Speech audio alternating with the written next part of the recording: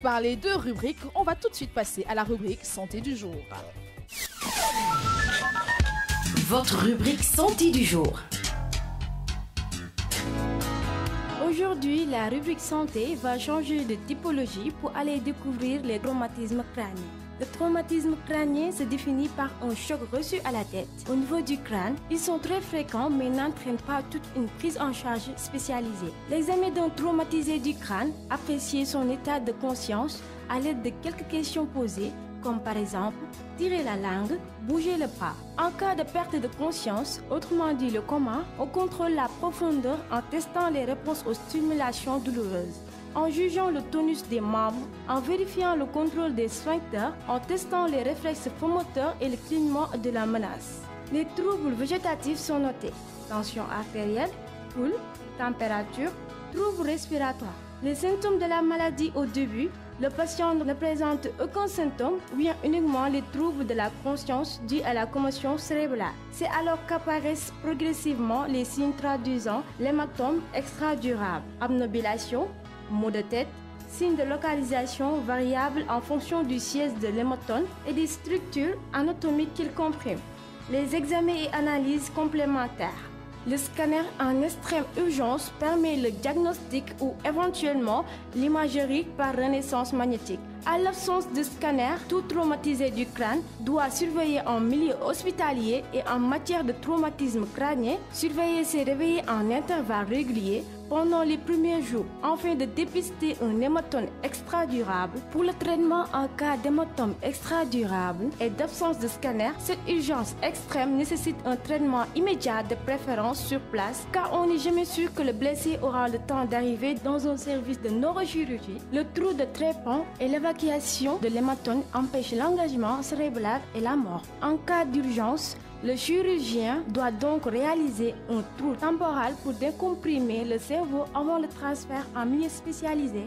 Pour la prévention dans la vie quotidienne ou pendant la pratique de certains sports, on peut prévenir les traumatismes crâniens, notamment en portant un casque adapté. Certains métiers nécessitent également le port d'un casque de sécurité. J'espère que vous avez pris note. Merci et bonne journée. Merci beaucoup Khadija, merci pour cette rubrique santé. Alors elle nous a parlé de définition de traumatisme crânien aujourd'hui.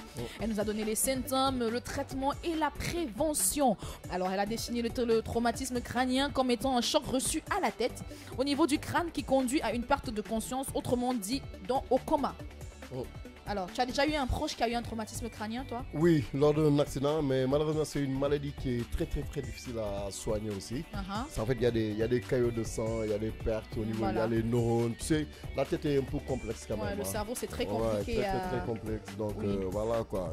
Moi, je conseille aux gens, en fait, de faire très attention. Et puis, comme elle l'a dit, pour certains métiers, de mettre des casques, quoi. C'est mieux. Surtout ceux qui conduisent les scooters. Donc, elle a parlé aussi des symptômes. Parce que, tu sais, quand quelqu'un se cogne à la tête, on ne sait pas forcément s'il a été traumatisé ou pas. Donc il faut toujours vérifier c'est quoi les symptômes et tout. Elle a dit écoulement du sang, elle a dit vertige, elle a dit on a une incapacité à tirer la langue, à avoir des gestes qui sont censés être facile à la base, c'est-à-dire que tirer la langue, soulever la main, les b.a.-ba quoi. Le b.a.-ba de la vie quotidienne. Donc on a dit qu'on a du mal à pouvoir accomplir ces tâches-là. Elle a parlé du traitement aussi. Alors le traitement c'est vraiment très technique parce que franchement on n'opère pas le crâne qui veut, mais qui peut en fait. Elle a dit qu'il fallait. Il y a même des spécialistes. Oui, bien sûr, il y a des spécialistes du crâne, de la tête, des chirurgies crâniennes et tout. Et c'est très complexe et je pense aussi que ça doit être très coûteux, malheureusement, surtout dans nos pays parce qu'on n'a pas encore vraiment l'expertise dans tous les hôpitaux, dans toutes les régions. J'imagine un peu quelqu'un en région, dans la région reculée, qui a un traumatisme crânien, ça va être compliqué de le ramener. Et tu sais, c'est des malades ou alors des patients, quand ils ont ce genre de choc, on ne doit pas trop les manipuler. On doit vraiment fixer un petit peu le truc. On ne doit pas trop les manipuler, donc ça pourrait être compliqué pour ces patients-là s'ils sont en région. Donc ce serait vraiment en même temps un appel au gouvernement et à la population de penser vraiment à installer des centres vraiment à l'intérieur des pays, dans les régions et tout, pour ces personnes-là qui pourraient ne pas pouvoir venir jusqu'à Dakar. Oui. Parce qu'au Sénégal, généralement, je pense que la majeure partie de la population est centralisée.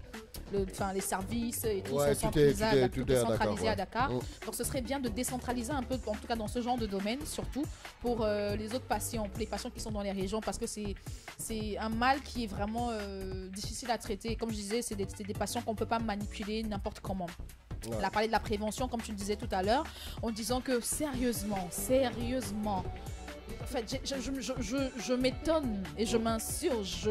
Je suis mais totalement au sol quand je vois l'inconscience des gens qui vont en moto sans casque. Ouais. Parce que les gens ne se rendent pas compte que quand tu es en moto, si la moto a un choc, la carrosserie, c'est toi-même en fait. C'est toi la carrosserie en fait. C'est toi qui écope tout. Et généralement, quand tu fais un choc, ce qui vient en avant en premier, c'est la tête. Ouais, c'est clair. C'est la tête. Ouais. C'est-à-dire que moi, je vois des gens, souvent des filles, généralement, c'est des filles. Voilà là, le pompon. Les filles, elles sont avec leur mec en moto. Le gars, lui, il est devant, il a le casque. Hein. Elle est derrière, elle s'accroche comme ça. Là. Elle agrette le gars comme si il n'allait plus jamais se décoller. Et elle n'a pas de casque. Oui, mais normalement, en règle de sécurité, en fait, le conducteur ne doit pas même posséder le casque. S'il n'a pas de casque. C'est ça en fait. Ouais, en réalité, c'est ça. Non, mais ça se fait pas. Donc, il y a déjà les casques. Quand vous allez en moto, mettez des casques. C'est-à-dire que c'est la première chose. Même quand vous êtes dans un chantier ou je sais où. Pour parler même des gens qui conduisent des motos là, qui vont en moto, avant même de mettre la clé dans le je sais pas quoi là, mettez votre casque. Si quelqu'un vous voulez prendre quelqu'un derrière, la personne doit exiger d'avoir son casque.